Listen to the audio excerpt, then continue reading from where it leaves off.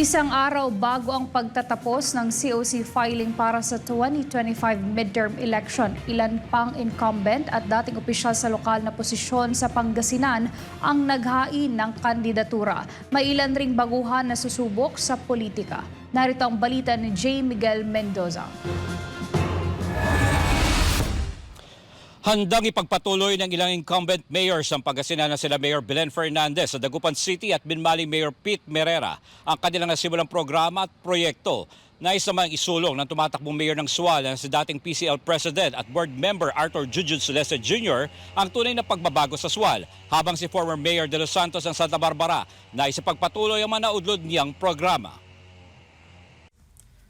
Tuloy-tuloy ang unli serbisyo ni Dagupan City Pangasinan Mayor Belen Fernandez. Ito ang pinangako ng alkalde kasamang bagong team sa 2025 midterm elections. Kasama na rito ang mga programa sa edukasyon, kalusugan, ekonomiya, anti-flood, goodbye gutom at marami pang iba. Formal nang naghain ng kandidatura ang team unli serbisyo kumakailan. Kasama ni Mayor sina incumbent Vice Mayor Brian Cua, Councilors Michael Fernandez, Jigsin, Chito Samson, Joey Tamayo, Danny Canto, Carlos Reyna, Marvin Fabia, Joshua Bugayong, Dr. Halis Haha Kayabyab at Cristel Hilarita Paras. You can now see there will be changes that are coming. Ang ibig sabihin nito, we now have a team of Unli Servicio, a new one, which will, as I've said earlier, will really fight for the people of Dagupan, wherein they will also have the compassion and, of course, the passion to serve our people.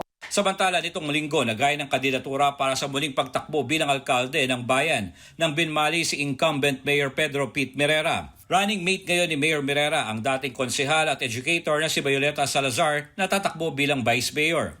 Bit-bit ng tambalan ang mga pangako na ipagpapatuloy ang programa at proyekto para sa bayan dahil naniniwala ito sa bayan muna bago sarili, labanan ng korupsyon. Sinasabi ko sa lahat ng mga empleyado rito, lalo na sa mga in-charge, sa assessors, sa ating BPLO, sa ating mga engineering, na tignan ang mga bagay na pangailangan ng bayan, lalo-lalo na sa mga building permit, sa lahat ng mga gumagawa rito, sa lahat ng mga projects, sa lahat ng mga negosyante, lalo-lalo na yung mga mismong nandyan na alam natin na hindi nagbabayad. Pilit natin, ipinapaliwanag natin sa kanila kung bakit tayo ay nangongolekta. Hindi doon sa persahan pangolekta, iniexplika natin lang. Kasama sa mga tumatakbo ni Mayor Pete, sina Councilor Jericho Francisco, Andong Ferrer, Besmar Belario, Beat Season, Banong de Los Angeles, Douglas de Los Angeles at Dr. Jose Carrera Jr. Personal nagpakita ng suporta kay incumbent Mayor Merera sa filing ng COC bilang re-electionist ang mga dating mayor ng Binmali, Pangasinan, sina former Mayor Enzo Cerezo at Roland Dumalanta. Sa adaman ng Binmali Election Officer Sherla Cabe, nananatiling mapayapa ang COC filing sa naturang bayan. So far, because there were no filers yet from October 1 to 3, it was so peaceful. And even last October 4, it was okay. And now it is peaceful in Binmali, and we are only preparing. And I also know that it will be a smooth sailing filing of their certificate of candidacy. Samantala, bumuhos ang suporta ng mga tao kasabay ang paghain ng kandidatura ni dating Pangasinan Councilors League President at Board Member ng Pangasinan Arthur Junjun Celeste Jr. bilang alkalde ng bayan ng Sual. Kaya naman, lubos ang pasalamat ito sa suportang ipinakita sa kanya ng kanyang mga kababayan sa Sual, Pangasinan. Volunteers na pumunta, especially na Sabado na normally yung mga tao they're spending their time with their families. And now they're here. Yeah, and now they're here to show their support with me, Team Celeste Arcinue. And nakakaganda, nakakagaan ng loob na makikita sila na tumutulong at mas lalong nawawala yung pagod at mas nagiging mas determinado tayo na ipaglaban ang laban na gusto po natin mangyari dito sa bayan ng Sual. Sa ngayon, sinabi ni Junjun na abala siya sa pagsiservisyo kaysa manood o tumingin sa mga isyu ng kanyang makakatunggali. Suportado rin ni Celeste Jr. ng kanyang kapatid na si re-electionist Alumnus City Mayor Brian Celeste at ng kanilang ama na si incumbent Congressman Arthur Celeste Sr. Kasabay ni Junjun Celeste na nag-file ng COC ang kanyang katim na si incumbent Sual Vice Mayor JC Arcinue na re-electionist.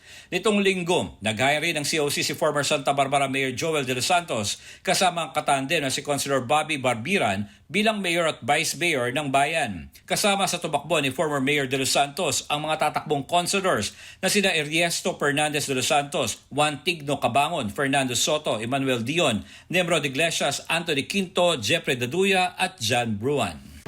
Kasama ang aking pong mga kapartido, ang amin pong Vice Mayor, si three-termer Councilor Bobby Barbiran at lahat ng 8 konsehales.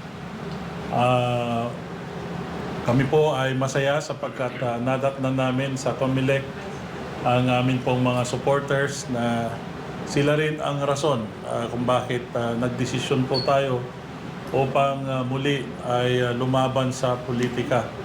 Alam naman natin na ang kalaban natin ay isang veterano, matagal nang namumuno, ngunit hindi po yun ang basihan ng lahat ng